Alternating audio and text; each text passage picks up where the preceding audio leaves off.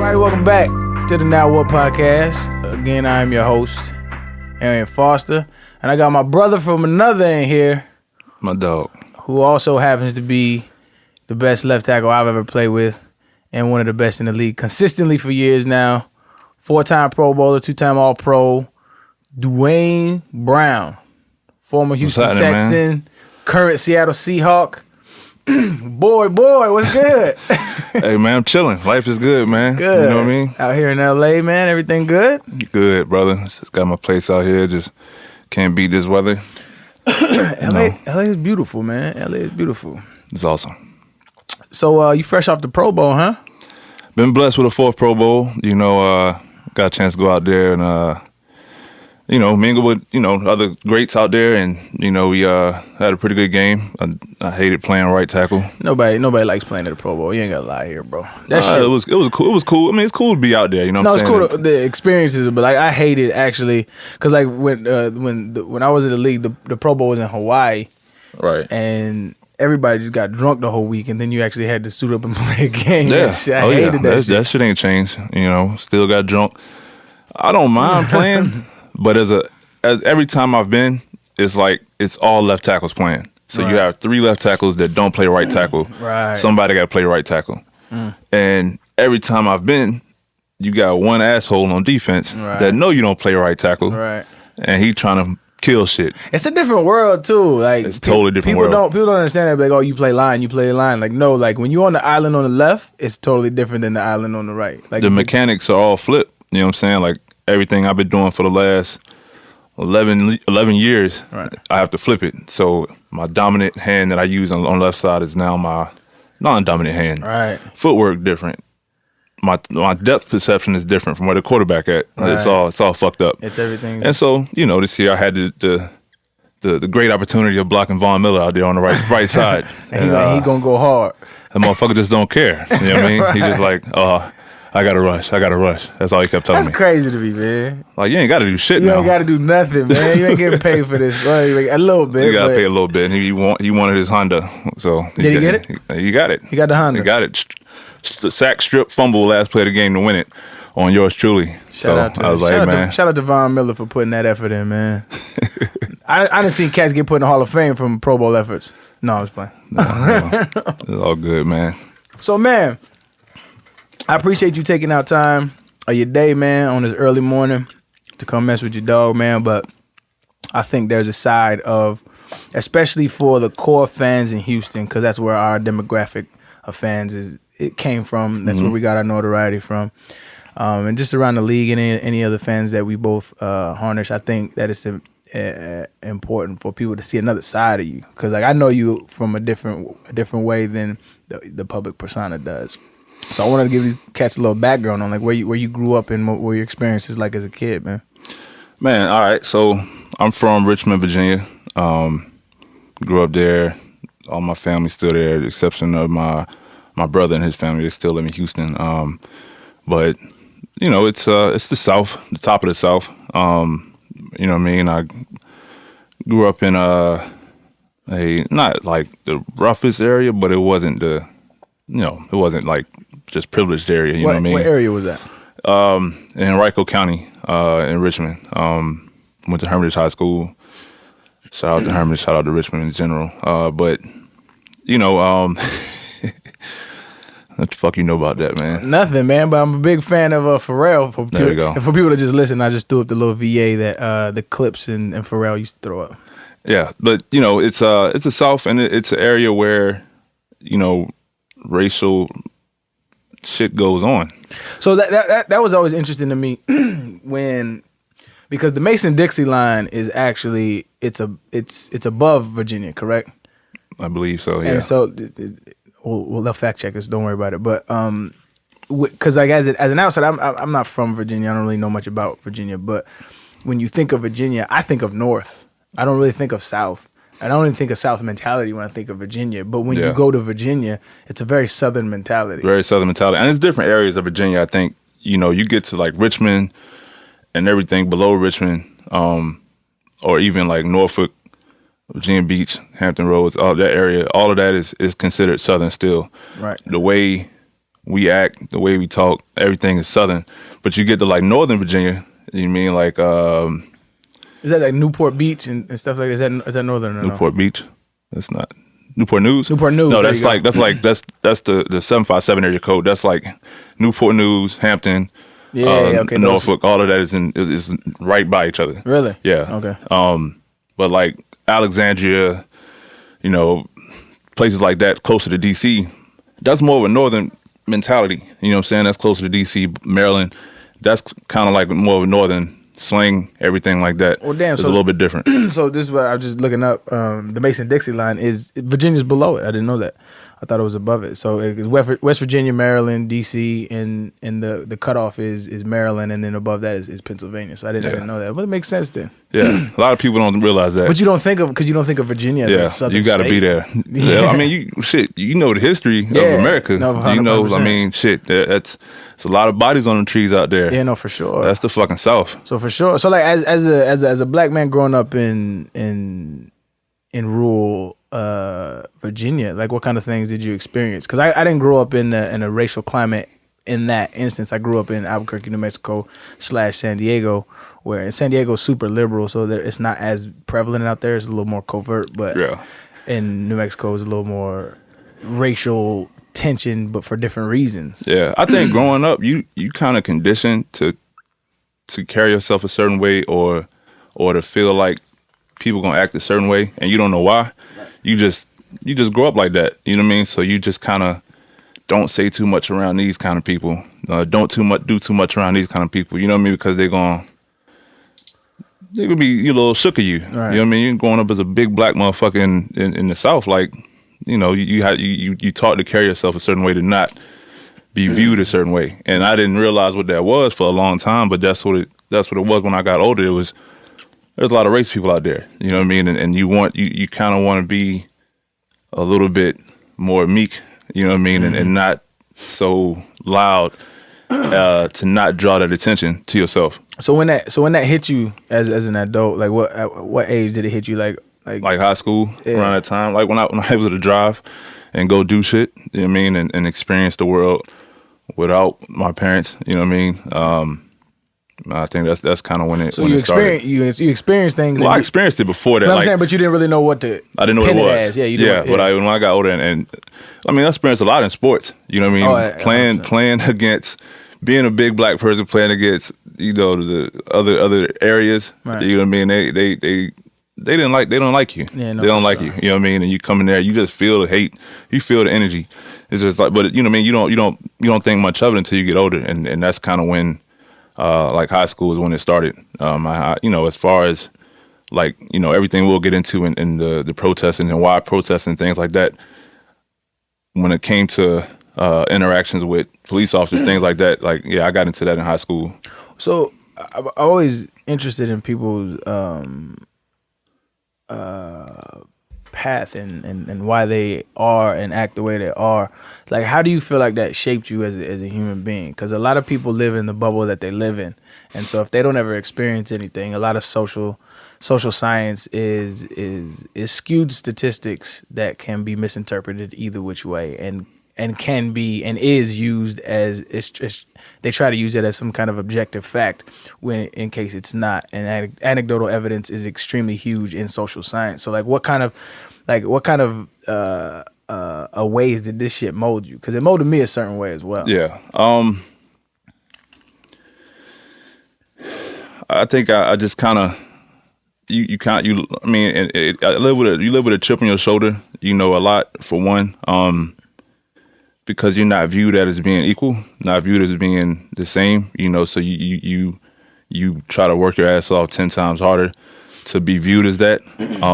You have resentment towards people that are probably undeserving of it, people that you don't even know. Right. But because of your experiences with people in that same light, you have a perception of them before you even get a chance to know them. Right, so it's kind of like that old adage, like if you're a hammer, you view everything as a nail. Yeah. And I think that's it's a kind of a slippery slope when you're talking about race relations in America, because there definitely is still racism, institutional racism, from the higher ups of the government to police departments to school systems to the criminal justice system, all of these institutions. But it's so covert that when you speak about it in a way that's for change, people view it as a kind of like bitching. You know what I mean? Right. And so you kind of have to walk this fine line of like really advocating for change but still being grateful for the country that you live in. Absolutely. And I've had a chance to travel the world. And see the pros and cons of living in other areas. You know what I mean? And it's a great country. Right, you know what I mean? And I can only travel for so long before I'm like, all right, I got to get back. Mm-hmm. You know what I'm saying? You miss the comforts that you have. It's home. It's home, for sure. Yeah. You know, the problem I have with that is people say, oh, well, you don't like it, then go live here. Why do I have to leave? Why? I just want people to be able to acknowledge what's wrong. Exactly. Like, you don't have to fight the same fight that I'm fighting. Right. You don't have to, but you have to see that there's something wrong here. Right. You know what I mean? Or at least acknowledge people that there are people hurting. There's people hurting. Right. You know what I'm saying? And these are citizens of this country. These are descendants of people that helped build this country. Yes. You know what I mean? So I mean, it's not like we just appeared here and we don't have no foundation to stand on, or like we don't belong here. Right.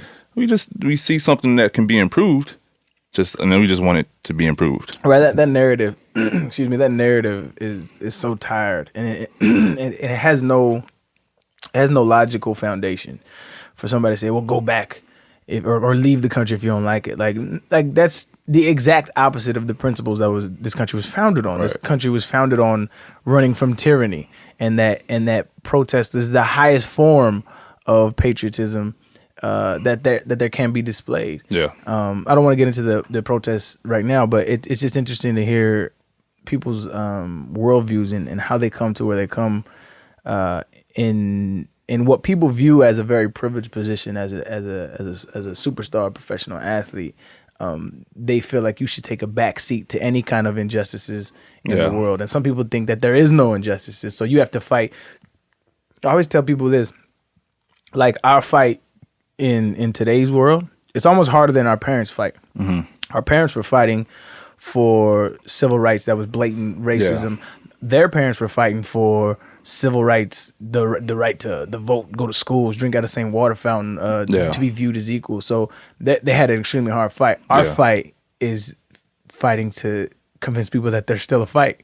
Yeah. So it's like it's almost you're fighting shadow, you're shadow boxing. And they don't, and those people don't see. All they see is the progression that's been made. Yeah. That's all they see. They don't see the potential for more change. Mm-hmm. So they're like, oh, well, you're not where you used to be. Yeah. Like, motherfucker, you making millions now. Like, you shouldn't be crying. And it's like, right.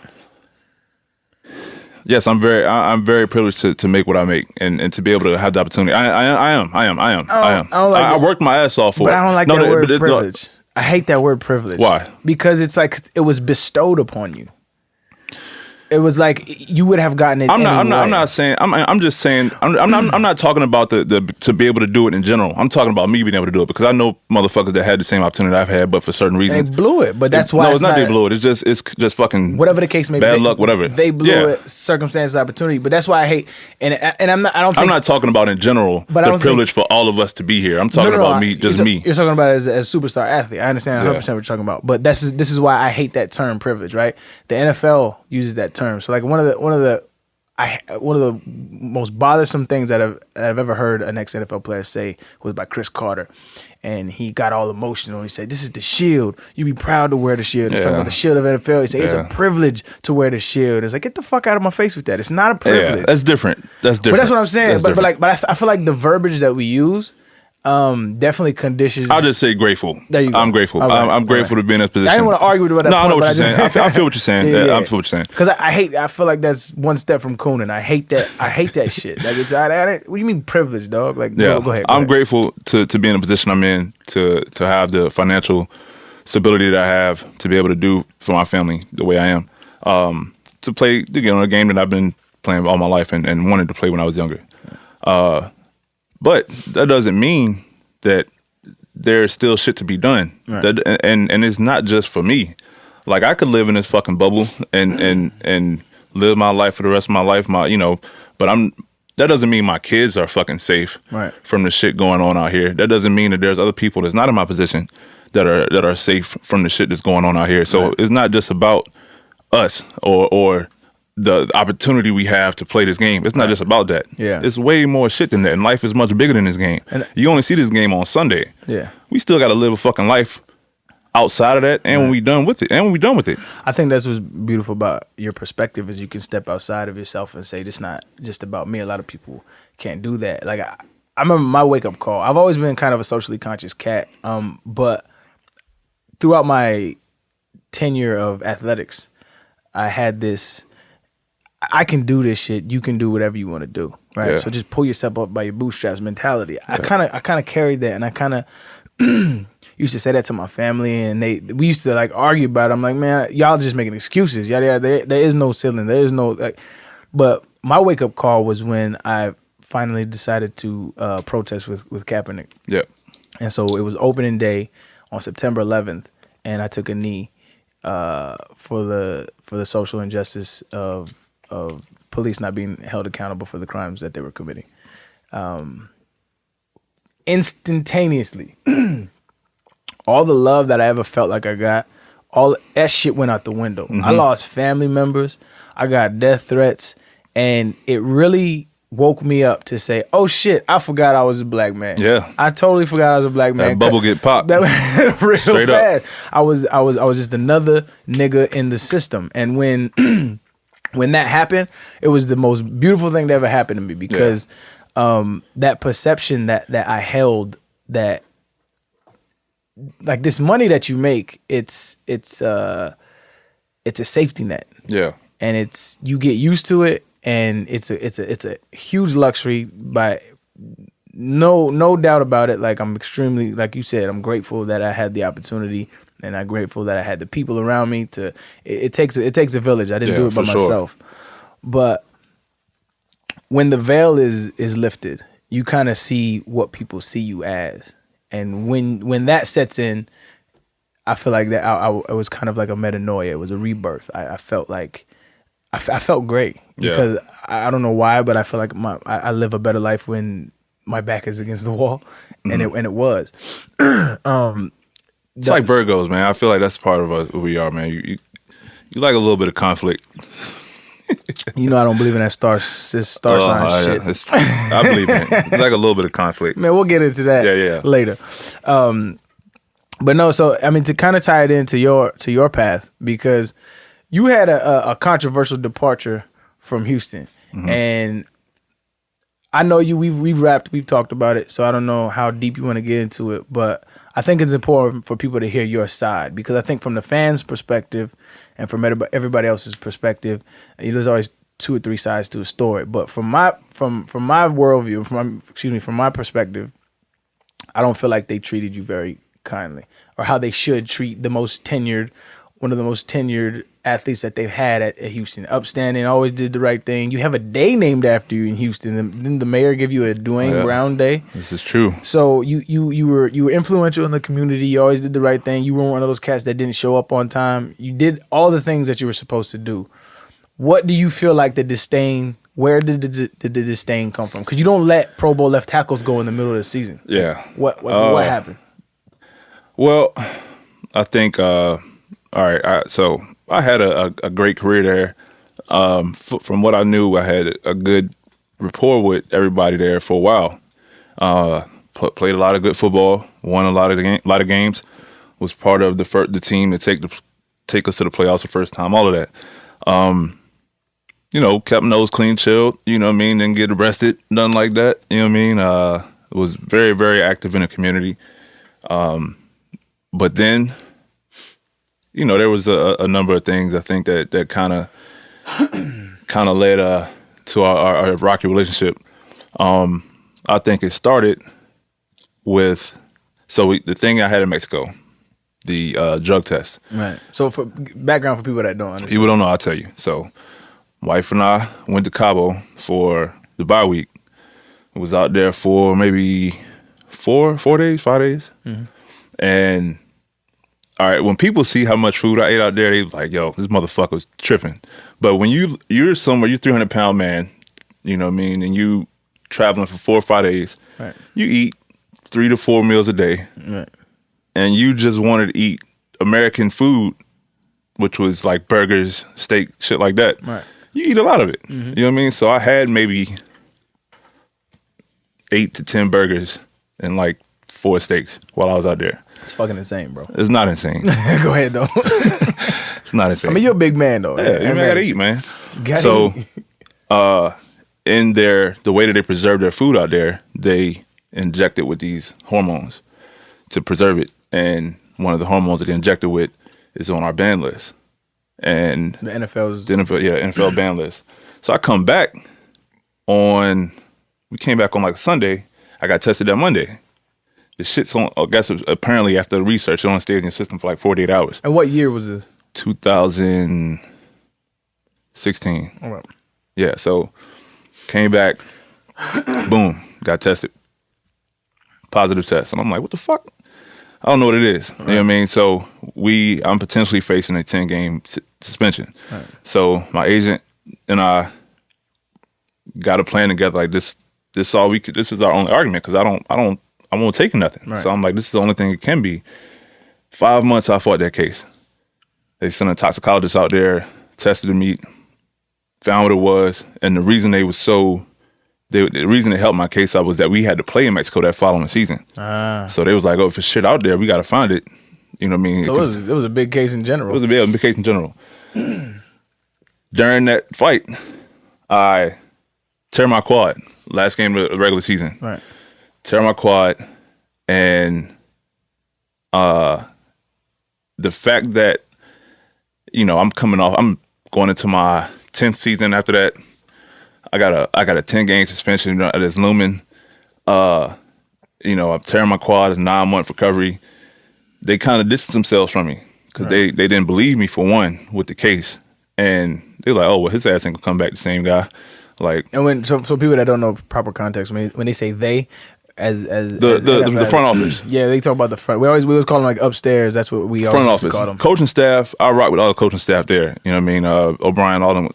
Those are my guys. But the front office kind of was like, well, we're gonna move on from him soon, right. And which is insane. And you're a left tackle, and you guys peak 33, 34 years old. Like you guys still play great ball at that age. It's a different mentality there, right? And there was also a conversation that was had where somebody there thought that I got hurt from taking shit. Right. It's like, oh, his muscles are weaker because he's been taking shit, and that's why he's hurt. Right. There was no belief in me that I was telling the truth. Right. Even though I'm not gonna fucking put nobody in jeopardy. Right. You know what I mean? Myself included. Right. So I beat the case. I'm rehabbing to come back. Was there any vindication from management when you finally beat the case? Was there? I didn't get no celebration. See, that's insane for me. That's insane. No, I ain't get no celebration. Because I still had the quad. Right. When I tell you they distanced themselves from me, right. Like nobody really talked to me like that. So, New England game, Thursday night game, we playing on the road. I'm still hurt, but I'm on the sidelines. I protest anthem. Now, there were some guys on the team that wanted to along with me because that was like in the height of a few killings back to back to back. Right. And people were fed up. But, there was the element of fear there in some of those guys, which I understood. Was there any talk in the squad as far as from management, from ownership that addressed the protests at all? Negative. So there was no discourse, there was no anything. Nothing.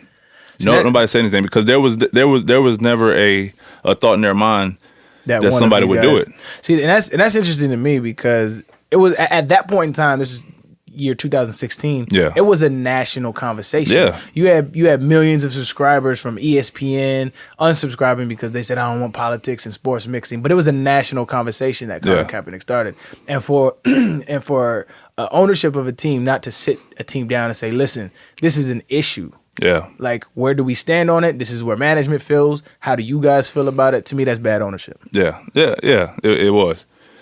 So you protested. I protested. And you protest by throwing a fist. My fist in the air. I didn't even kneel. Right. You know what I mean? Right. Which was it really, and because I felt like if I put my fist in there, I'm showing solidarity with those who's fighting that fight while still trying to stand. You know what I mean? And the shit that I got for that. Oh, for sure. Man, I can only imagine. I might as well goddamn laid on the ground. Cause you, dog, like it was crazy, bro. And the fact that I was dolo when I did it, when I was by myself, Right. That was the only person that they could point at to all their hate at. Right. I was the only motherfucker you were the scapegoat. And not only that, you're in the South. You're in Texas. I'm in the South. So you're in Texas, in the Man. heart of gun and Bible country, Man. and then you standing up for a national. So, like, I mean, what did that feel like as far as? Well, all right. So the game itself protested, and I wasn't playing, which is another thing. Right. Like everybody also had in their mind that I was washed. They're like, "Oh, this motherfucker coming off a quad, Right. and you protesting? Get his fucking ass out of here. Right. He can't do shit for us anyway. Right. You know what I mean? So that was the everybody's thought in their head. And then we got fucking smacked that game, Right. which Happens when you play New England. it happens. So you know what I mean? And I, so after the game, I'm like, let me wait until I have the proper channel to talk about this. I don't want to talk about this show right after the game, but there was nothing else to talk about because we got smacked. Right. So all the fucking media is talking about it, and I didn't say much because I wanted the chance to address it outside of the game, As you should, yeah. So I asked for the opportunity the day after the game, and I was told I was gonna have it. As far as like a press conference, A press conference, or just being able to. It was a big local story that Yeah. one of the Houston Texans finally Right. protested. Right. And so I asked for the opportunity. I was told I was going to have the opportunity to do it, to give my side and talk about everything I wanted to talk about. However, that was when JJ went on IR. He got hurt the New England game. Mm-hmm. He got put on IR, and I was told I had to wait because they didn't want my story to get pushed to the back burner because of him going to IR. Right. Cool. I'll wait a day or two. Mm-hmm. That motherfucking opportunity never came. Right. Never came. So Did you ask for it again? yeah.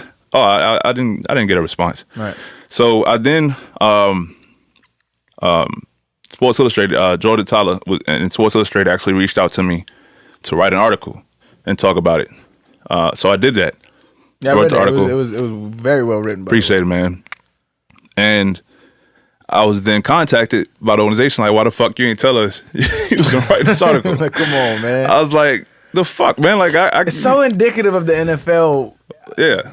like mentality, though. Reactive. Because they're never proactive. While I'm waiting to get to talk about it, I'm getting flooded. You're getting lambasted. Man, Yeah. it got to the point where, like, my marketing team didn't even want me to do my weekly radio station because they didn't feel safe.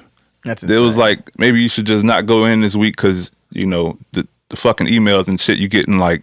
That's insane. And I'm like, number one, I'm walking straight to the radio station. Like, and there's a lot of motherfuckers out there that think because they see you reading the kids, they see you, smiling in commercials and shit like that they're gonna run up on you. I'm not that fucking guy. And I want to let that be known too. I'm not that fucking guy. I'm with the shits. But away from that, so, I wrote the article and he was like, why you didn't tell us how, I'm like, what the fuck you wanted me to do? Mm-hmm. And so then there was a plan in place to have a town hall meeting. And it was supposed to be, just me, whatever players wanted to come, owner, GM. It was facilitated by who? The owner and the GM. Okay. And the mayor of Houston. Okay. It was just supposed to be us Right. in this town hall to discuss, and the police chief Right. to discuss everything that we wanted to get accomplished. Some kind of dialogue to help, police Some kind of police African American, reform, right. relationships. And so we get there, and it's like 40 people there, like a lot of people that have nothing to do with The situation. what we were there for. You know what I mean? It was kind of just people talking about all kinds of stuff going on within the city outside of that. And I was just like, well, it was a kind of a PR opportunity. You know what I mean? To say like, look what we're doing. We're doing something. Mm-hmm. It was nothing really there. So you felt slighted from that point, Yeah. from that standpoint too. Yeah. And, So I came back. I played well, finished the season out. And at that point, knowing where I was in my contract, knowing what was, where we were, in our relationship, I wanted to get a new deal. Right. You know what I mean? I'm like, yeah, like I wanted to get a new deal before that, the year before that, but I got hurt. Right. And so obviously I couldn't. My leverage was gone, and I came back and I played a solid season, and I wanted to get a new deal done. Like I wanted to finish my career there. Right. And I wanted security in doing that. That fell on deaf ears. Right. For a long time, and I made it known, like right at the end of the season, what I wanted. What I was looking for, and so there was no conversation throughout the whole off season about it, which is why I didn't show up to anything. Right. And there was conversation around minicamp where it was kind of like, we can't do deals with 2 years left. That's just not how we operate. But they had done it before. It's so funny with that shit. I mean, if you have that, but it basically was like, we've done it before, but you're not worth that. Yeah. I'm like, okay, well, fuck it then. Right. I'm not coming to anything. You know what I mean? Because I mean, it's like. But I think what fans and people don't understand is that your presence is the only leverage you have as an athlete, as an NFL athlete. Because just people love to say honor your contracts. Well, here's the thing with that. Like, all right. Blake Griffin, Los Angeles Clippers, one of the best power forwards in the league. Mm-hmm. Model citizen, great marketing face for the NBA. Right. He just gets up and traded to the fucking Pistons. Like, for what? For what? Yeah. Because they just felt like it. Right. And you don't see there's no outrage when there's a player that gets cut. There's no outrage. Yeah, nobody fucking attacks the organization. Like, why the fuck would you do that? Right. Honor his contract. But I think that's part of the narrative when it comes to players. A lot of fans feel like, well, you're not that different from me. Yeah. You know what I mean? Like, you just got lucky that you were blessed athletically, but you're not that different from me. 100%. Now, the billionaire owner, that's not some shit. That's not attainable. He earned his shit. That's not attainable for me. So I look at him in a different light. So he can make decisions whatever the fuck he want. But fuck that. Well, I think I work my ass off to be as good as I am for as long as I've been. Well, I think it's the problem that plagues our entire society when it comes to athletics. They refuse to look at it as a business, and even in the business sense of professional sports, and not amateurism. Even in that context, people still view you as you're privileged to do what you do. They don't look at you like a business. And, I mean, not even to mention the NCAA, but it was just like LeBron was saying. It's like nobody bats an eye when a player gets traded. Nobody bats an eye. Like I got cut from the Texans. I still had a year on my deal. They cut me. They didn't honor their contract. I mean, I'm not salty about it, but I'm just saying, if I would have retired, they'd have asked for some money back. Right. But that's they're not held to the same standards, and people allow that because, I mean, I feel like there's definitely undertones as to reason why. Yeah. Yeah. And so it's, when you have an opportunity, when you get to a point where I'm able to use my leverage, I have to use it. You have to. Like I've gotten to, at that point I was 9 years in, and I've had a pretty damn good 9-year career. Right. And so I have to use that at that point, because if not, I could have went to training camp, got injured, and I didn't have any guaranteed money on my contract. Right. So I could have got cut right there, and that was that. Mm-hmm. That would have been that. You know what I mean? And people don't realize that. All they see is, I still get motherfuckers hitting me up like, you shitted on the city of Houston. Like, how? Right. How does that happen? Like, how can you say I shitted on the city of Houston? Because fuck football. So I get like, I've done a lot for the city in general. I love Houston. Like, Houston will always have a fucking special place in my heart. I love the city of Houston. Right. I've done so much, as a player and as a humanitarian, you know what I mean, for the city. And I gave everything I fucking could to that organization. Yeah. You know what I mean? I think the disconnect comes from people who work regular jobs, and they don't see how you could let, if you're already $1 million, a millionaire, I mean, they don't see how you could let a few million here or a few million there dictate your love and passion for the game? Well, my love and passion for the game never left. During that time, those months that I was away, like that was some of the hardest shit. No, for sure. Some of the hardest shit, man. Like I was like, because that is what I love to do. Right. You know what I mean? And besides that, I hated not being there with my teammates. You know what I mean? Those are my guys. So, that shit was hard. It wasn't easy just fucking not being there. Right. But besides that, you got to know your worth. You got to know your worth. And if you feel like you're underpaid or feel like you're worth more, and you voice that, right. I feel like when you're at an organization for a certain amount of time, and you voice that you feel like you're underpaid and you want more, there just has to be better dialogue. You know what I mean? It has to be better dialogue when you reach a certain level. Yeah. You know what I mean? When you're 9 years in, like, let's have a real conversation about this shit. But when that shit is just silent on one end, it's like, what the fuck are you supposed to do? Well, and I think that's the problem, in my opinion, with the establishment of the NFL in general, right? Is there's a humanitarian side that is not present. So it's like Bob McNair, the owner of the Houston Texans, or Cal McNair, or who was the general manager, Rick Smith. Like it will be rare if they sit down and tell you exactly what they're feeling. Mm-hmm. But to me, that's good business. That's good business. Right? So if I'm working at McDonald's and I'm working the night shift and I'm not doing my part to make McDonald's be successful, I'm not cooking for whatever the case may be, management can sit me down and say, listen, like, this is the areas you're not doing well in, and this is where we're thinking about going, giving you an opportunity to pick up the slack, whatever the case may be. But there's so much deception in the NFL, and to me, it's across the board, because you hear guys from other teams, they say the same thing. Those guys upstairs, management, and everybody gets that same sentiment. So there's like this secretive element to the moves that they're making, rather than being transparent, which is great business. I'm a business owner. You're a business owner. Like, you know how to talk to your employees. Right. Like you don't hide secret. You never hide things from your employees. I mean, there's certain things, like, you don't want to discuss other people's contracts with your employer, of course.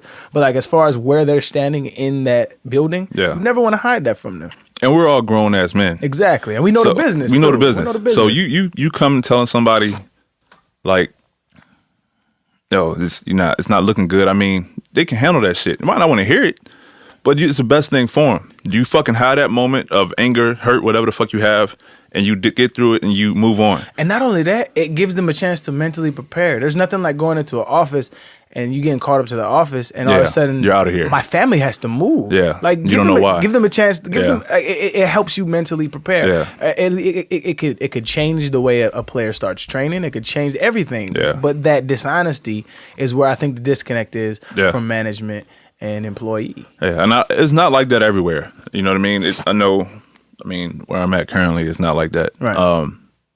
Just treat motherfuckers like men. Yeah. You know what I mean? Right. And it'll be a lot easier. Right. You know what I'm saying? But there it was just so much deception. You know what I mean? And so then, when I finally came back and the shit took place.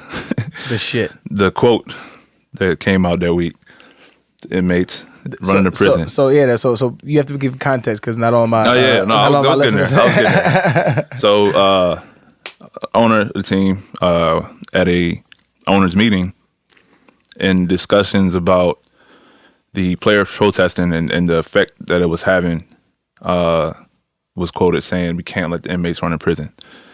All right, so I got back on a Monday, I believe, and that article I got back on a Tuesday maybe, and that article came out on a Friday.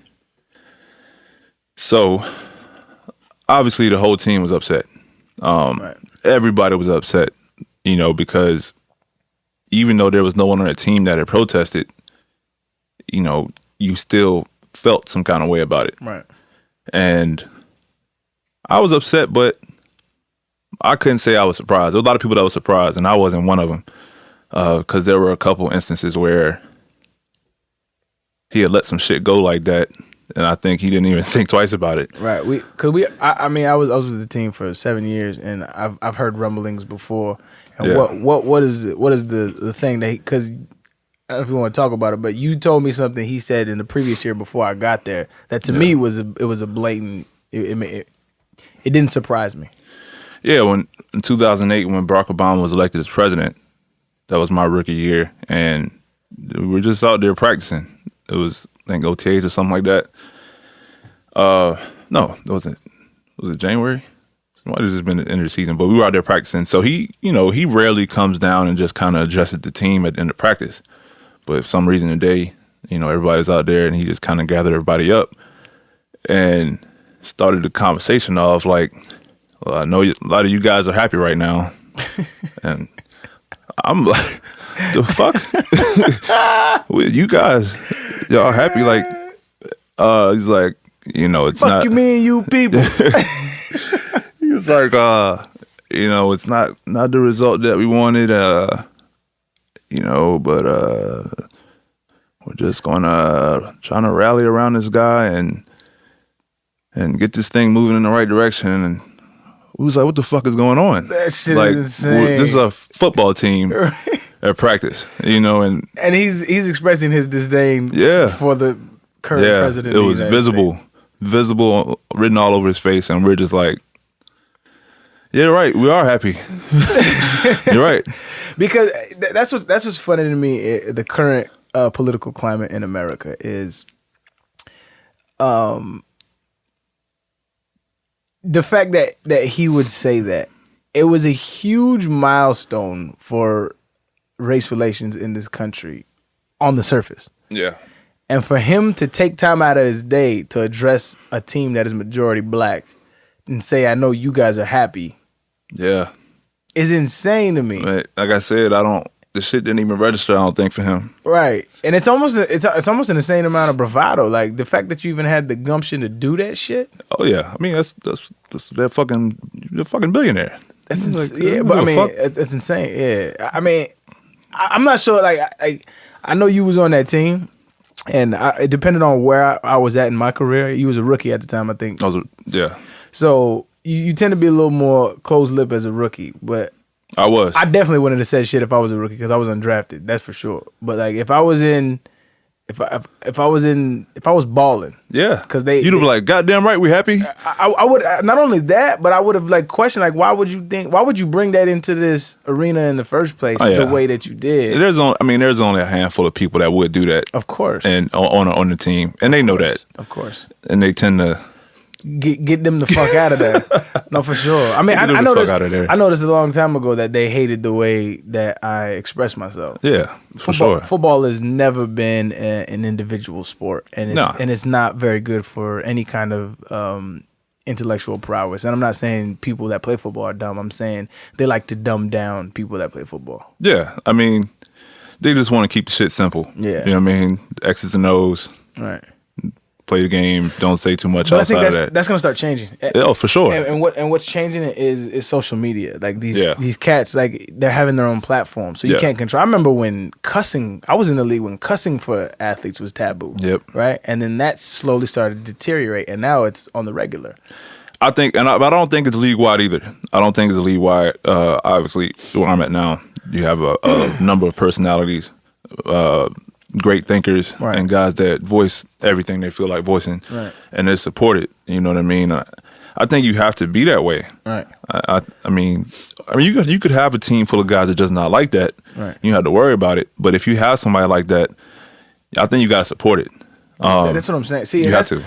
That was my problem with your departure with Houston. It was they let you get vilified. They let you get crucified in the media and with the fan base.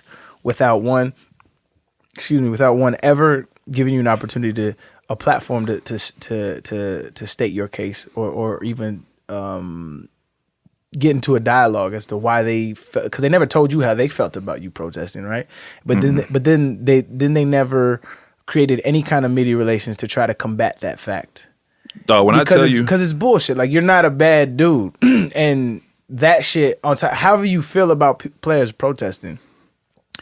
You can feel it. You can feel that way, but the resume and the character that you've shown throughout your career it's a testament in itself. You have a day named after you in the city of Houston, and so for people to separate those two and then vilify you and then not have any kind of support system in that building, to me, it's a crime, man. It's bullshit. That's why I hated the way you left that city. Yeah. I mean, I feel like, but I feel like it's management, right? So the way I left the city was kind of weak. The way Dre left the city was kind of weak. The way you left the city was kind of weak. It's been like that though, and that's they didn't acknowledge Andre leaving. Yeah. Until he retired. Yeah. Like, and then they say come back. They didn't acknowledge him fucking departing after like 12 seasons. Yeah. One of the most fucking decorated receivers of all time. All time, bro. First ballot Hall of Famer. He left and there was no acknowledgement for him leaving at all. Yeah. Like that shit blew my mind. And so I talked to him about it, and he was like, I didn't want to leave.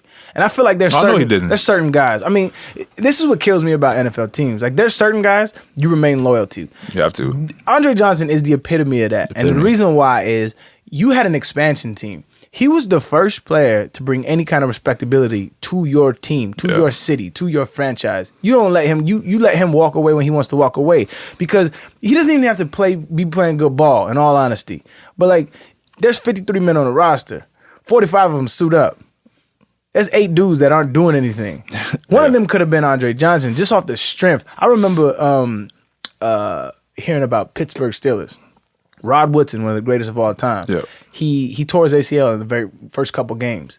They kept the roster spot open for him because they's like, if he comes back, he's gonna help us. Dude came back in the Super Bowl and they let him play. But that's just the amount of respect that they had for that man. How do you not have that much amount of respect for Andre Johnson? I feel like they do that to their greats. Yeah, and that's why it was just too far gone. Like a lot of people like, well, why would you leave? You know, you got good young quarterback came in. Like, why would you not want to be there? And it's like it was bigger than football for me at that point. Right. Like I would felt disrespected. I was disrespected, man. Like, you know what I mean? I can't walk in that building and only fucking play football. Like, you know what I mean? Like, you have to interact with these people at some point. And I'm not one of them people that can just fucking fake my way through that shit. Right. I can't. You know what I'm saying? Like, it was just too far gone, and the departure was needed. And it was, you know what I mean? It had nothing to do with me wanting to get out of Houston or me wanting to leave my teammates. Right. Like, not at all. Right. But, you know what I mean? The relationship was just fucked up. Some relationships just got severed. And it's that's what it was, man. You know what I mean? And so when I came back, that shit was so bittersweet because I know I wasn't gonna be there long. You know what I mean? You could anytime you're about to depart from a team, the writing's on the wall and everybody kind of knows it. Yeah. So I came back for that week, and when that shit happened with him, like, you know what I mean? I had to voice it. I had to voice my displeasure. You're talking about the Bob McNair comments. Yeah, when them comments came out, I had to voice it, and there were so many people that wanted to, but again, that fear. Right. The fear factor was there, and they didn't. I was like, well, fuck it, you don't have to. I will. I mean, might as well. So it's insane that we hold grown men accountable for the thoughts that they have like that, right? You should be able to say whatever the fuck you want to say. That's one of the founding principles of this country. Freedom of speech. Say what you say. Say what you say. Like, I don't understand how that, where did that line get crossed? I always tell like that. I mean, we talked about it. That same mentality throughout the athletic world.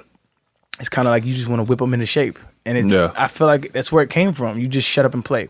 Yeah. You like that's what it is. I hate to liken it to slavery because it's not an extreme case, but the analogy kind of holds true. You beat them down, which is what we do. The physicality of what we do. You beat them down. You there's not a lot of positive affirmation. So like you get told you get told you're doing good. Not a lot.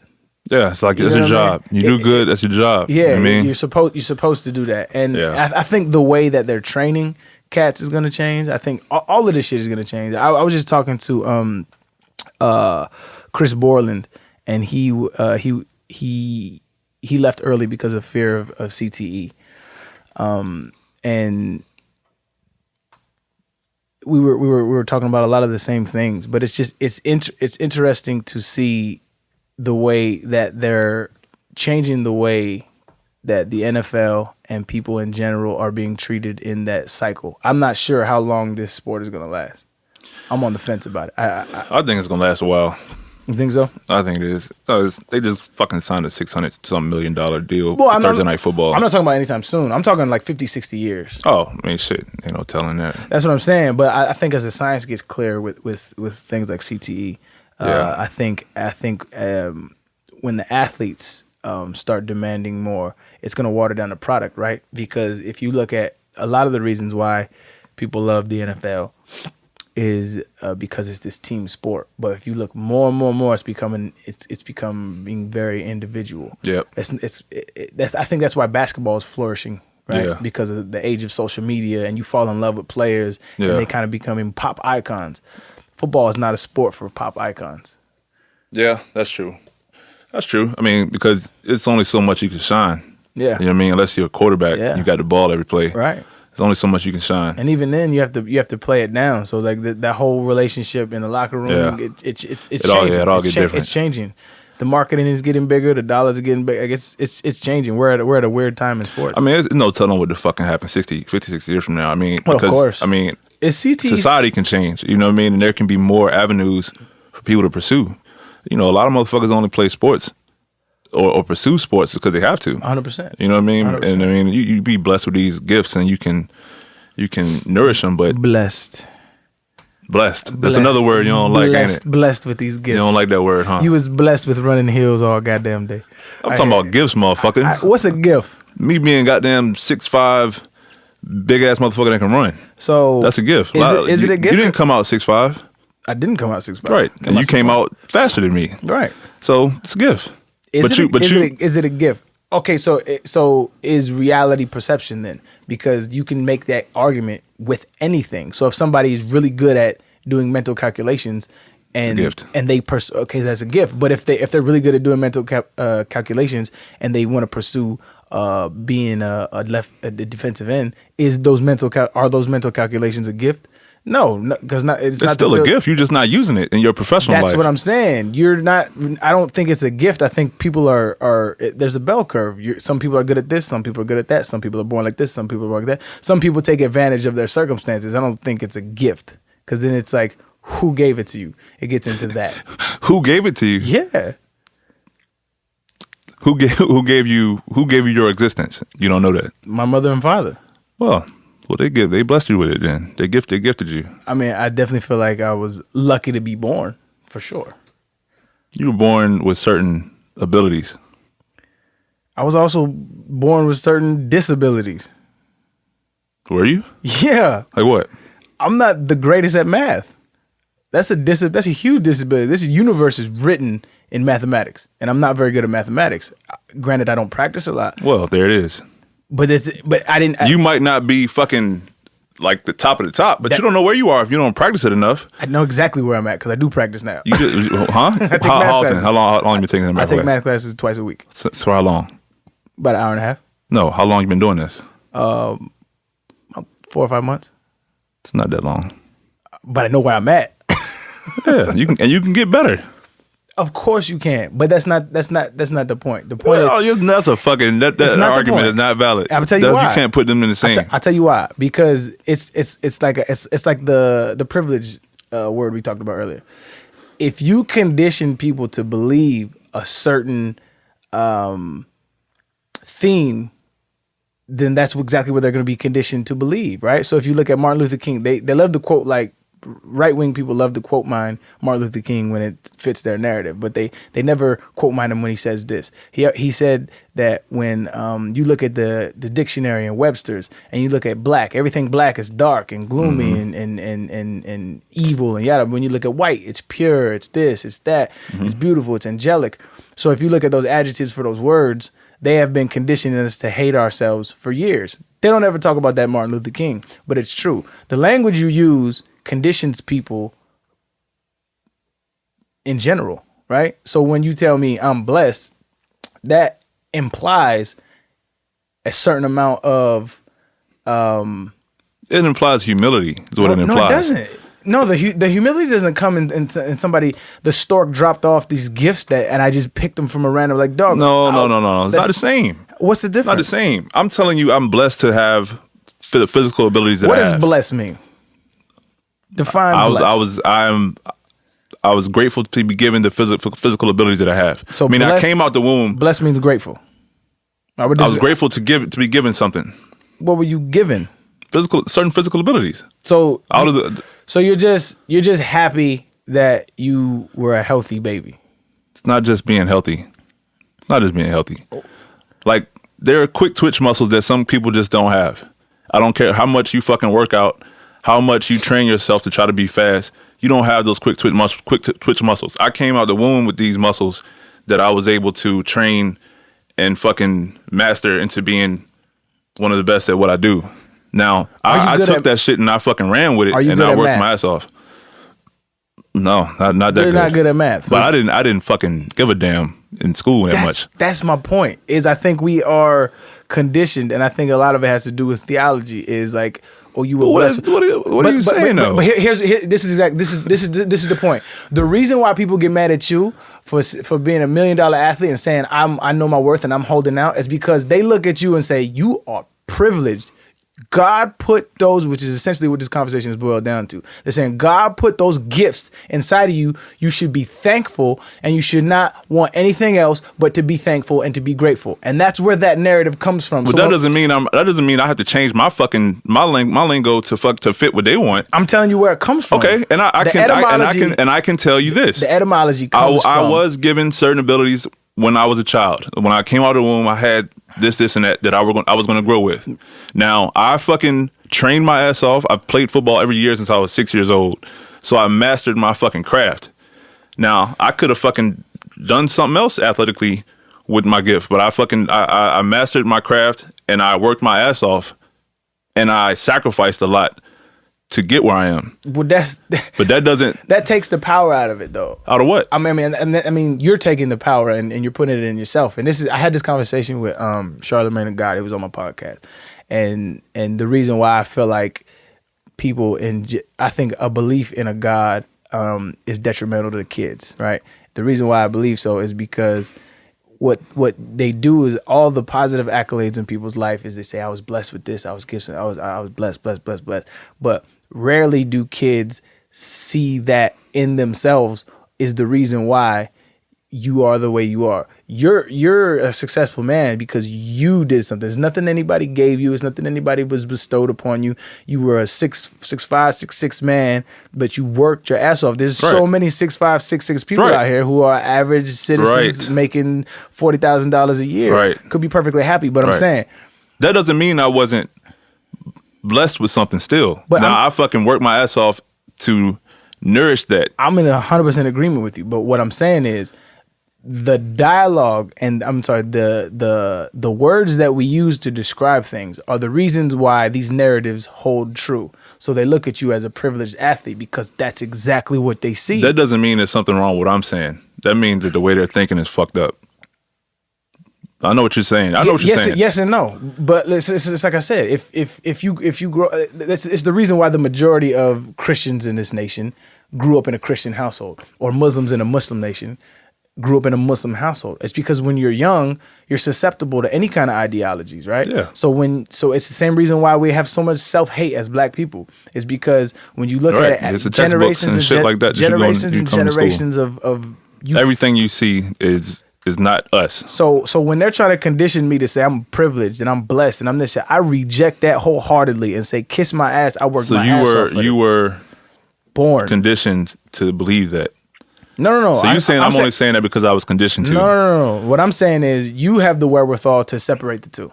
And you're what they call an outlier. And I told this to Charlemagne as well. You're an outlier. You can say, I'm not even 100% sure on your theological beliefs, but like you can say, I was blessed with something, but then totally understand that I worked my ass off. And if I hadn't worked my ass off, I wouldn't have gotten what I've gotten. Right.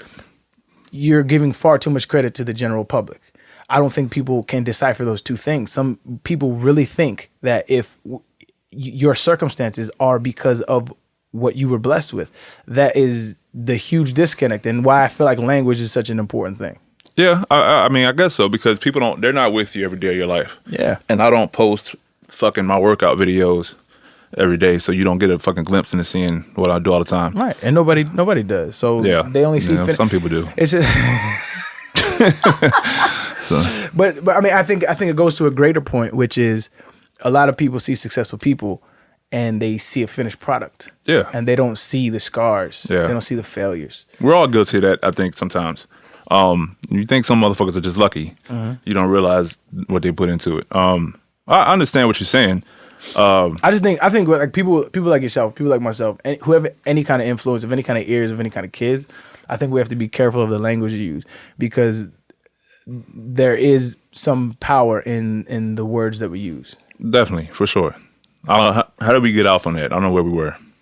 I mean, this is what podcasts are about, man. I wanted to get back to what we were talking about, but I can't remember. So the Texans was behind you with no lube.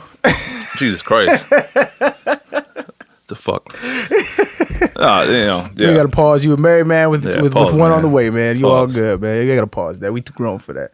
But how did it feel not necessarily have it? I mean, because I could have read this wrong, but I don't really feel like you had a lot of the support of your teammates as well as management. Because I remember. No, that's not true. I mean, Okay. I can't say how all of them felt. Right. But there were a solid number of people that reached out to me pretty regularly, just checking in.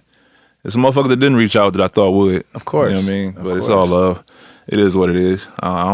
I don't feel no way about nobody. Right, On the squad. and what I hated about the whole situation was it put players, especially black players, in a compromising position, because you're gonna look like Uncle Tom if you don't kneel or you don't protest or you don't show some kind of support, or you gonna, and to the other side is you're gonna look like a degenerate, a disrespectful to the military if you do. So it put people in a very that what's bothersome is. I would say this is, in general, the majority of the public isn't really politically aware. So you're kind of forcing people to choose a side that really haven't done the due diligence and understand what the discussion is even about in the first place. And that's the thing about it is that I don't think a lot of people know what it's about, and some of the owners included don't know what it's about. Now I found that out. Yeah, you know for sure, 100%. And I'll just say this briefly. I won't talk about everything, but he addressed the team. The owner did address the team after everything that was said. And I think he knew the kneelings were about unarmed, black and brown people getting killed at the hands of the police with no justification for it. And he didn't even notice certain instances that took place. Right. He told the team, like, he thought if education was more prevalent in underserved communities, that the people that were getting killed would have grew up with a better education but would not have found themselves in those situations. He said that shit out loud. Yikes. Said it out loud. So he said if they were more educated, they wouldn't be in those positions. Yeah. And so I had to raise my hand like, Philando Castile was a school cook, educated, he had a gun on him, but it was registered, and he tried to present it in front of his wife and daughter, but tell the cop, like, I have a gun and it's registered, I have a concealed weapons permit, can I present it to you?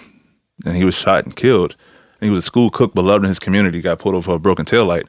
I don't think him having fucking better education would have made that different. Right. But he didn't even know who that was. Right. You know what I mean? And so that's the problem I think we have right now, is that a lot of people don't care. A lot of people don't care to research the shit and see what's going on.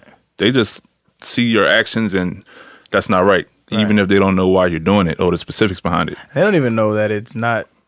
I know it's a double negative, but it's not right. It's not right. They don't even know the code for the. So and I've talked to people in the military that's not offended by it. 100%. You know what I mean? I had Nicholas Irving on my podcast. I don't know if you watched it, but he was a sniper, special ops, and we had a lengthy conversation, beautiful conversation. And I'm pretty sure that there's some split military. Yeah, for sure. There are some military that don't like it. But all of them, every last one of them will acknowledge that is your right. And that's what I fought for. Yep. They will acknowledge that. And I mean, but like I said, people just want to be upset sometimes. So as you go on through your career, man, because you had a Pro Bowl season in Seattle, and you did it in 9 games, which is beautiful. So you still have a lot of football left in you to play, man. How was your relations with that squad, and what are the kind of the differences that you see? Because I feel like we came. I say we like I'm still playing. But like the Houston Texans is kind of a conservative organization. Yeah. And I feel like Pete Carroll has brought a, I don't want to say flamboyant, but it is a more open and supportive system of individuality over there. Yeah, it's a great organization, man. I love their uniforms too, bro. That shit is hot. That's fire. But I'll say this. So obviously everybody there in Seattle was privy to everything that I went through. And my first day there, I was talking to the equipment manager, and who's a middle-aged white guy, and he told me that everybody in the organization watched the documentary The 13th. Wow. And he told me that the first day I was there. And I was like, wow. Like, and people don't know that what the 13th is. It's a documentary talking about just the systematic, like, racism that's going on in this country and what's surrounding the prison system, and how it's putting a lot of African Americans in jail that shouldn't be there. In order to it gives a beautiful timeline of since this country's inception to the 13th Amendment that says you can still have slavery if you're in free prison. labor. Yeah, free labor. All the way to the drug war, to the reasons why America has by far the most incarcerated human beings in the world. Yeah. So everybody watched that, and everyone's trying to understand, because there are a lot of guys on that team that are fighting that fight and are very, very vocal about it. And so instead of them trying to rid the team of them or trying to silence them, they're trying to understand them more, understanding what's going on in our community and why we feel the way we do. And they have that understanding now. And so they support everybody to the fullest. Outside of that, it's a lot of fun. It's a lot of work, you know what I mean? Work hard, but it's a lot of fun there. There's not so much fear throughout the building. And everybody's treated like men. Oh, for sure. You know what I mean? You met Sierra yet? Yeah, she cool, man. Russ, my guy, man. Shout out to Russ, man. That's my guy. Hey, funny story about Russell Wilson, bro.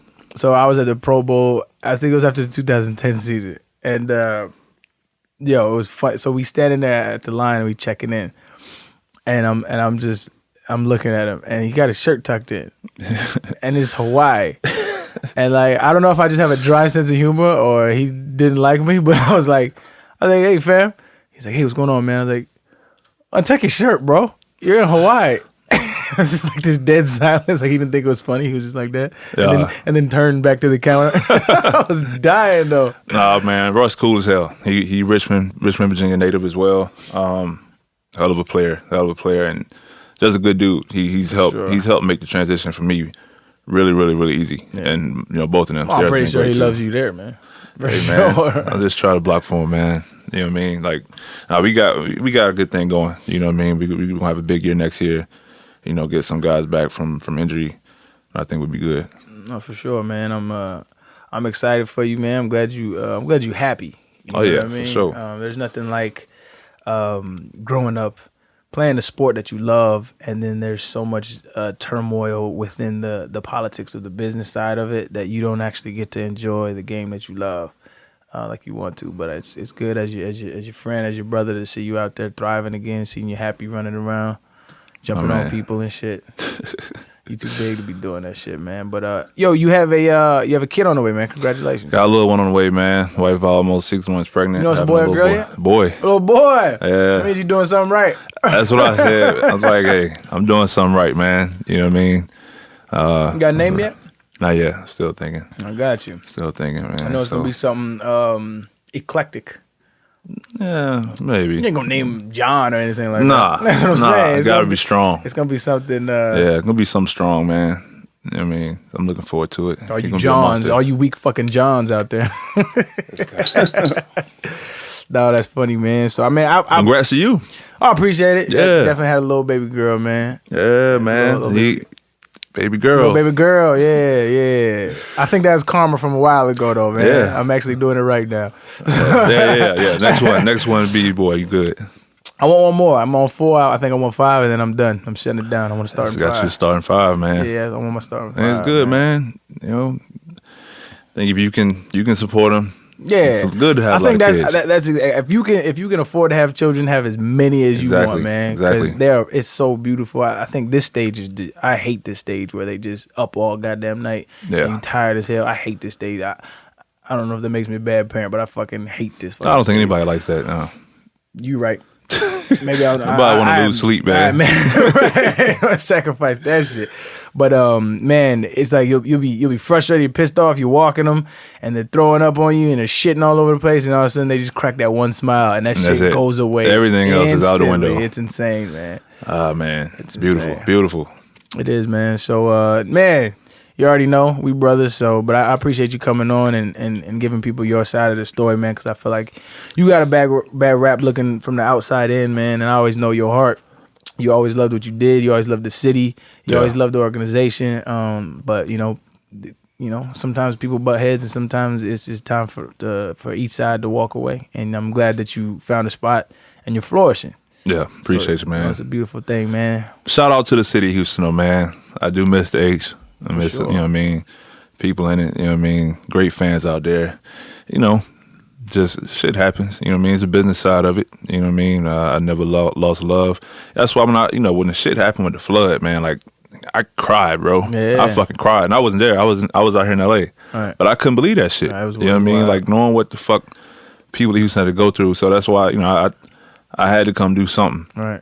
You know what I mean? I had to come do something because I just felt like... I remember you came through after everything kind of subsided as far as the water, and you came and showed love. Yeah, I had to, man. It's a fucking dope-ass city, bro. Hey, we still out there, and people are still hurting, man. So if you ever need a donation, a foundation to donate to, man, we still out there doing work, so, man. For sure, Definitely be a part of that. We still on the ground doing work out there, man. I know it's not as sexy, and people ain't doing...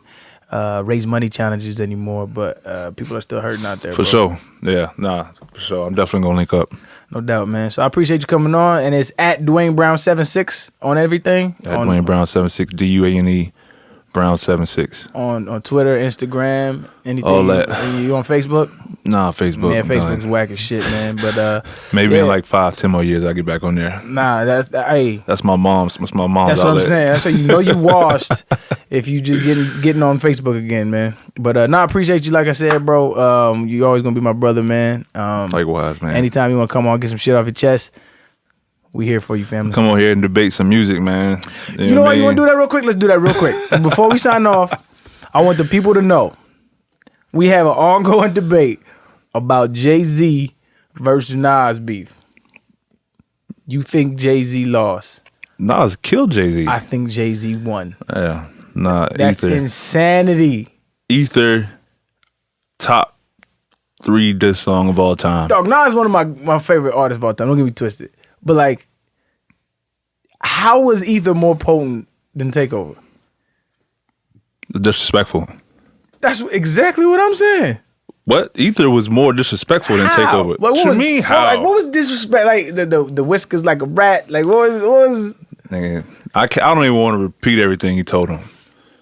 But Tybo. Nah. I think it was like on soft punches, man. No. I want the soft punches, bro. You gotta go back, read the lyrics. I'll play the whole shit. Go back, read the lyrics. I know every single Ether. Like I used to be on that side until I dug into like the deeper ends of what Jay-Z was talking about.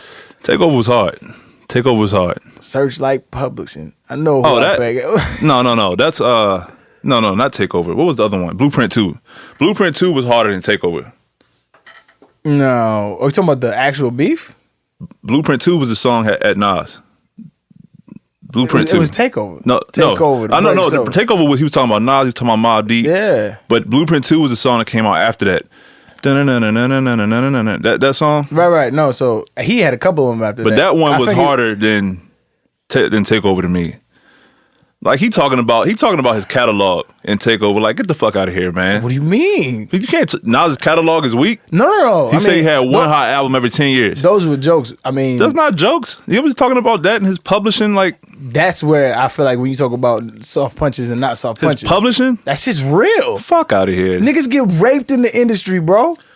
That's whoa shit. He killed him with that. He talking about his that publishing. shit's real, Man. No, niggas do get raped in the industry. And Jake, but that's not. So what? So he got bad business acumen. That means he won the beef.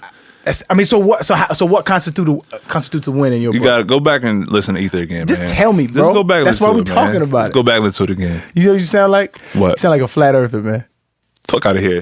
Go do your research, man. You just said you was fucking on our side. I was until so you know why this shit is hard. No, I feel like when I reassessed the situation and my feelings weren't in it, I felt like and Nas was taking shots at Jay before that too. No, I'm talking about the main diss tracks. Yeah. So that's what I'm talking about. So I feel like Nas had a little more soft punches than Jay. And he had, what was the other track he had? The shit on Godson. Last Real Nigga Alive. See, and Godson is probably one of my favorite Nas albums, actually. Shit hard. And I didn't really like that song. Oh my God. I'm sorry, man.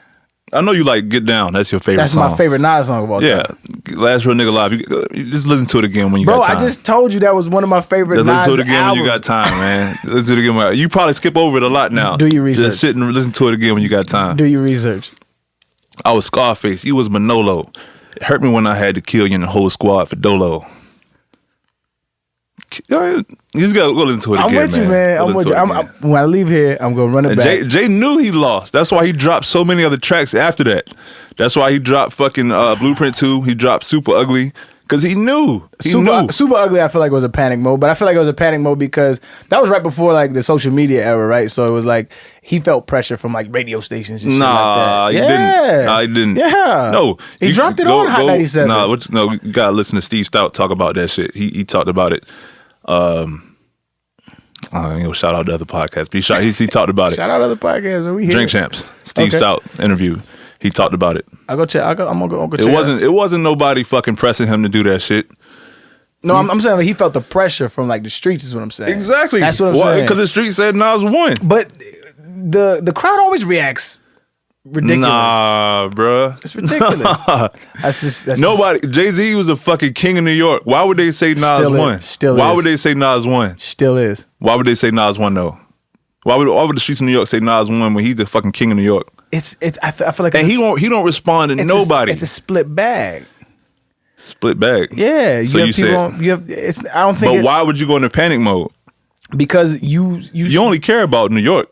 You start hearing rumblings. That's why you a competitor. The rumblings. You can start hearing competitor. I mean, let's be clear. Not Jay-Z on Takeover only gave him one verse. So I know. So he probably felt like, all right, let me devote a whole track to him. That's probably what he felt. Nas hit back too after Ether, so he wasn't Ether and he was done with it. It was a battle. It was competitive, but it wasn't straight shots.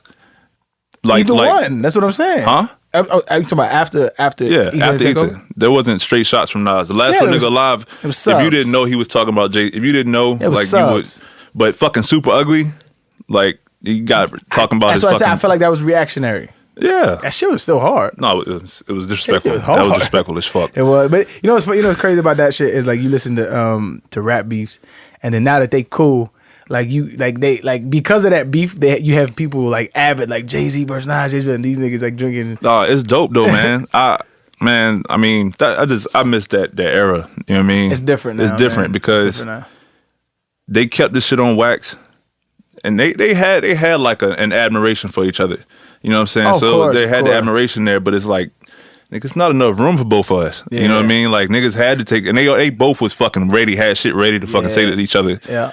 And then at the end of the day, you like, we both fucking greats. Exactly. You both fucking greats. Yeah, I'm glad it settled the way that it settled, man. Because I mean, this shit could easily spill into something else. Could have got ugly. That's a whole different dynamic too. Yeah. But I'm glad they settled that the way they settled that. No, it's best rapper all the time. I disagree, but he's definitely my top. He's probably my top 8. Oh my God. He's my top 8. Probably in your top 8. Give me your top 5. No, give me your top 5. I gotta hear this shit. All right, so it's different though. Okay. I've had this conversation with a lot of motherfuckers. Right. So when you it's different. And my I'm talking about pens. Okay, pens. Okay, pens. In that instance, it's different. He's in my top 5 for sure. Okay. 100%. So if we talking about pen game, yeah, I would say Jay-Z.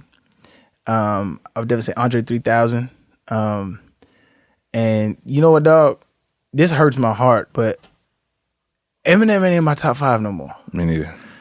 His last, but this was so his last couple albums, I'm just not impressed with. Yeah. And I hate his new style. Yep. I'm like the biggest Eminem fan, but then I double back on his old catalog.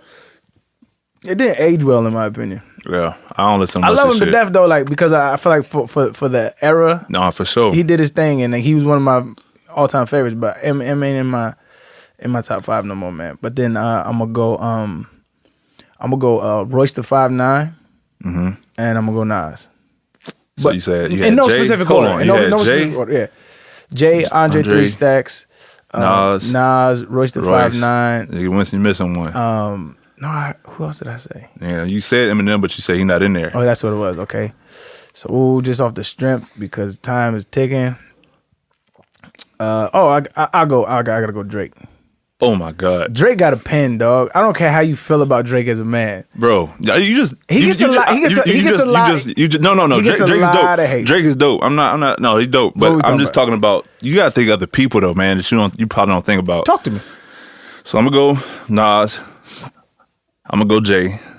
I'm gonna go Black Thought. Okay, I can see how you say it. Yeah. So you listen to the shit that he been putting out lately? But I thought some like dog, the Roots. When Things Fall Apart, that's one of my favorite shits ever. Right, I yeah. feel like it's a classic hip hop album. When Things Fall Apart, Just like, go listen to some of the last fucking freestyles he's done. Go listen to the shit Hot he done. 97, the My freestyle God. that rang across the world. Everybody's heard that. But it's another one he put out It's before amazing. that. I'll send it His to you. pen when I is find it. amazing. But okay, so when you talk about pens, right? So I feel like there's different calibers of MCs. This is why I love hip hop. There's different calibers Yeah. of MCs. So like I feel like he's like a true MC. Like he's Yeah. like a backpacking, like he'll bar you to death. Yeah. But when I talk about pens, I'm also talking about somebody who could write a good song, right? I'm talking about bars. I'm talking about lyrics. I'm not talking about just putting a song together. We said pen. You putting Drake in there, and Drake don't even write all his shit. I can't. I mean, I don't know. You forgot about that, I don't huh? know. I don't know enough about the situation. You know he got. Go look at his album credits. I don't know enough about the situation. I got you. Nah, but Drake dope though. Shout out to Drake. I ain't trying to hate on him. Who else we got? You said Black Thought, Nas. I put Andre in there. Got to. I'm close to putting Kendrick in there. I totally forgot about Kendrick. How the fuck you do that? Damn, I forgot about Kendrick. Can I put Kendrick in there, my 5th? Damn. But it's hard because it's a lot of motherfuckers you forget about. Yeah. Forget about. If Big Pun, he rest in peace. If he had another album, I would put him in there. Big, I forgot about Big too. And fuck you forget about Biggie. Damn, bro. It's hard. And it's hard. It's the era. It's the era we in. Yeah. And we've been able to experience so many kinds of music. Like we were old enough to listen to Big and Pac and them. Even though we were young, we were still listening to that shit. Oh, and we've been 100%. able to listen to so many Right. acts. Whereas people that's like in their late 40s, they had a cutoff period where they stopped listening to new artists. That's true. You know what I mean? And I think that's what's beautiful about hip hop is I don't think I'm gonna experience that. I have cats that I don't rock But you're with. an artist yourself. True. So you always keeping your ear for shit. Yeah, because I just love the creativity. Yeah. And it's like it's art has always been a mirror of culture, right? So like it's great to see where the youth is mentally. Yeah. And it's a shitty place where they're at right now, but at least you know where they're at. You know what I mean? And to just and to just give a little more evidence of my Drake point. Let's hear it. This man has tied the Beatles with the most time on No, the no, Billboard. I'm very aware of his accomplishments. But my nigga, the shit's it's amazing. But like, it's dog, amazing. like he's put out two. But he's put out 2 days where he's put out like 2 albums and they both hit dog like top 10. And a lot of it is pop influenced. But in order to have that much sustainability for that longevity of time, I am not. have got to be nice. No, bro. I'm not taking none away from his Right. artistry, Right. like his artistic ability. Like that motherfucker's amazing. Right. I'm just talking about pens, just lyrics. Right. But as an artist, I mean, he'll go down as probably fucking best of all time. One of the greatest, man. If he continues at this pace, he'll surpass fucking everybody. It's insane. It's insane. It is. It's insane. fucking dope, man. I think what he did is he took the Outkast mode and he made it pop. Yeah. So like Outkast was like huge on melodies. Yeah. And like He got the ability to do it. He's And he works at that shit. he's special. You can Yeah, tell yeah, he of works course, at that of course. shit. You He's know what I mean? special, Like man. He's some special. motherfuckers just like singing off key and fuck it. yeah. And Use then, autotune. It's just crazy because like I went to there's a radio station I go on every now and then, and people call in and they give new, like, their music, right? And so sometimes I'll come in and I'll just listen to it. And so people are giving me new music to listen to, and I don't really know how to critique it because like cats that's on right now are offbeat. Like there's a certain pentameter you have to be on, and some cats are off, but that shit is popping. So like I'll be like, it's offbeat, but I don't know if that's what you're going for or not. So I can't say it's not good art. Right. Do what you have to do, but it's just hard for me to critique nowadays because it's like it's kind of a free for all right now. That's where it's at. That's where it's at. That's where it's at. It's crazy, man. That's insane. But dog, I don't want to hold you up. I know you got a lot of shit to do today, man. I appreciate you coming through, bro. For sure. Like I said, if anybody wants to see you on Instagram, Twitter, it's Duane Brown 76. He's a great man.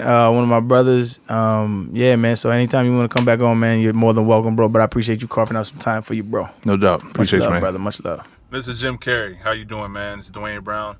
Just wanted to say I think it would be amazing for you to come on Arian Foster's Now What podcast, have some great dialogue. There's a lot of people out here, including myself, that wants to dive deeper into your thoughts and what you think about today's climate, where we need to be, where we need to go, just your thoughts on life, the cosmos, all of that, man. We all want to hear about it. So I think you should come on the podcast, man.